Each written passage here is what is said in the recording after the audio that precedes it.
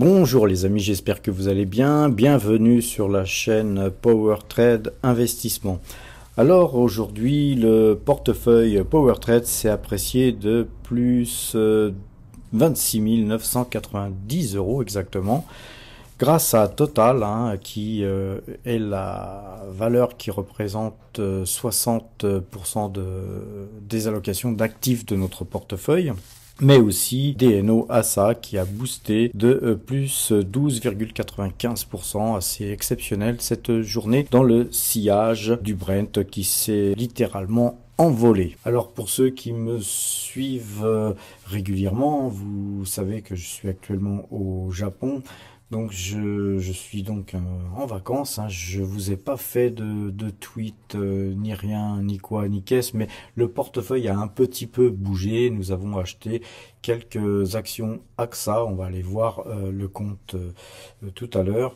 C'est tout ce qu'on a fait aujourd'hui, donc les espèces ont évidemment baissé d'autant. Nous avons eu aussi des dividendes de Realty Income et d'autres sociétés, donc c'est des petits dividendes qui sont sur 2 giros. Donc le portefeuille Power Trade depuis le 1er janvier 2023 s'est adjugé 7,73%. avec depuis cette date 57 775 € de gains. Alors les amis, donc voyons ce que nous avons acheté. Nous avons acheté donc 45 AXA à 28,40 €. De toute façon, je suis à peu près certain que demain ou après-demain, vous pourrez avoir ces actions à peu près à ce même prix. Donc encore une fois, vous n'êtes pas censé forcément répliquer mon portefeuille. Et si vous le répliquez, sachez que à 90% du temps, vous pouvez rentrer bien mieux que moi. Je suis pas forcément la meilleure personne pour choisir le bon timing pour rentrer sur une valeur.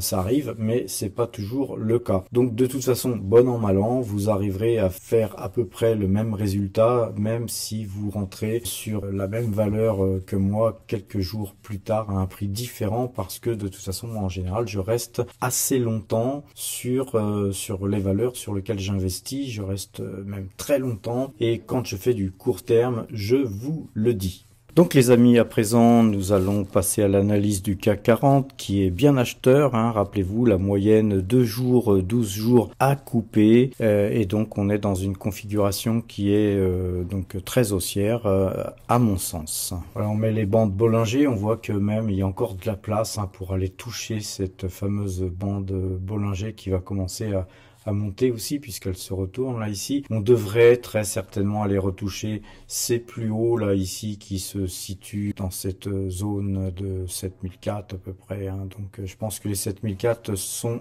à portée. Et puis concernant le DAX, on a toujours cette moyenne 2 jours, 12 jours qui est bien acheteuse. On a les deux moyennes, la 2 et la 12 qui sont orienté vers le haut, ce qui est de bon augure. Nous avons une petite différence avec le CAC 40, car le DAX, lui, a légèrement baissé, alors que le CAC 40, lui, avait légèrement monté vendredi en clôture, tout simplement parce que sur le DAX, on avait de l'avance, on est déjà quasiment sur les plus hauts, donc ce n'est qu'un réajustement, on va dire, technique, puisque ces deux indices se suivent de très près. Le S&P 500, lui aussi, est bien acheteur, lui était acheteur bien avant le DAX et le CAC 40, mais voilà, il suit son bon petit bonhomme de chemin. On a les deux moyennes bien orienté, la 2, la 12 orientée vers le haut. Tout va bien dans le meilleur des mondes. Le Brent, quant à lui, est lui aussi toujours acheteur. Je vous avais dit dans ma dernière vidéo que cette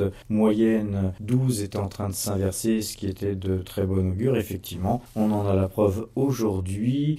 Voilà, maintenant, le Brent a fait un gap énorme, on a un très gros gap suite à la décision de la Russie de continuer à réduire sa production de pétrole. Donc très bien, on pouvait s'attendre à de pareilles choses, parce que n'oubliez pas, pourquoi moi je suis resté acheteur sur Total et sur toutes nos valeurs pétrolières alors que nous avions un signal de vente ici, tout simplement parce que voilà, là maintenant on voit après coup bien sûr que on pouvait vendre ici, et puis racheter ici, sur Total, on a à peu près la même courbe, puisque Total suit peu ou prou le Brent, et puis racheter ici, ça aurait été super, on aurait pu gagner peut-être 50 000 euros de plus que ce que nous avons affiché tout à l'heure, comme gain, qui est pour moi, qui sont déjà magnifiques. Maintenant, là, c'est ce qu'on voit maintenant que ça s'est passé. Supposons que les cours se soient retournés ici, eh bien, en plus des frais pour couper et tourner, et d'une perte potentielle sur courir après le papier pour racheter nos Total plus chers, moi, je ne souhaite pas prendre ces risques. Parfois, ça m'arrive d'alléger, mais là, on avait tellement peu de gains à prendre sur l'opération que alléger sur 3 francs 6 sous. Moi, personnellement, ça m'intéresse pas. Et là, aujourd'hui, on est en pleine crise. Je ne sais pas si vous vous rendez compte, mais on est en pleine crise énergétique et on va pas se passer du pétrole comme ça du jour au lendemain. Surtout que l'Europe s'est tiré une balle dans le pied. Donc aujourd'hui, l'énergie va coûter forcément plus cher. Donc si vous voulez compenser les pertes que vous avez dans votre chauffage ou dans le plein de votre voiture, rien de mieux que d'acheter du Total ou des valeurs pétrolières, à mon sens. Personnellement, je ne souhaite pas faire de politique. Si vous suivez mes vidéos au moment où j'avais parlé de l'invasion de l'Ukraine par la Russie, j'avais tout de suite signalé que ce problème énergétique allait nous coûter très très cher, à nous Français, mais à nous Européens en général. Et je vous avais conseillé immédiatement de pouvoir prendre des positions sur des valeurs comme Total ou autres. Mais je pense que les Français, les Européens en général, ont une vision complètement bisounours du monde. Là, actuellement, on est quand même très manipulé par les Américains. Tout le monde pense que tout le monde il est beau et tout le monde il est joli et qu'il faut absolument sauver l'Ukraine par tous les moyens. Aujourd'hui, j'observe que l'Europe donne beaucoup d'argent à l'Ukraine. Elle donne beaucoup de matériaux militaires, des tanks, des choses qui vont faire durer la guerre plus longtemps. Donc, à mon sens, ça met de l'huile sur le feu et ça va rajouter un nombre de morts incommensurable, puisque en fait, pour des raisons idéologiques, alors que c'est pas nous qui mourrons, on donne de quoi tuer de plus en plus de personnes aujourd'hui et on s'en donne en plus une fierté. Moi personnellement j'aurais préféré que les Russes prennent possession de l'Ukraine. D'ailleurs historiquement l'Ukraine ça a quand même toujours fait partie du giron russe, mais enfin bon, après ça c'est de la politique, je ne vais pas rentrer là-dedans. Ce que je vois c'est qu'on donne beaucoup d'argent à l'Ukraine pour continuer cette guerre, que certainement ils finiront par perdre. Ça, ce n'est que mon avis, parce que je vois pas, moi, Poutine reculer comme ça demain. Il faut imaginer que la Russie est là, comme la Chine d'ailleurs, tout le temps qu'elle désire pour faire les choses, alors que nous, nos présidents, ils sont là que pour 5 ans, vous voyez. Donc, globalement, tout ce qu'on a réussi à faire pour l'instant, c'est à donner notre énergie à d'autres pays comme la Chine, qui vont profiter tout simplement, et puis qui vont en profiter pour évidemment nous vendre des choses encore meilleur marché qu'avant, parce que nous, évidemment, en France, en Europe, pour fabriquer les mêmes objets avec une énergie 25 à 30% plus chère, évidemment, nous serons encore moins compétitifs. Puis du coup, ça c'est aussi la cerise sur le gâteau, du coup, nous, on doit se serrer la ceinture, on doit payer notre essence plus cher, on doit payer nos produits plus chers, et aujourd'hui, on vous demande de ne pas vous chauffer, ou vous chauffer très peu, pour des raisons écologiques, soi-disant, mais aussi, je pense, économiques, parce que beaucoup de gens ne peuvent plus se chauffer,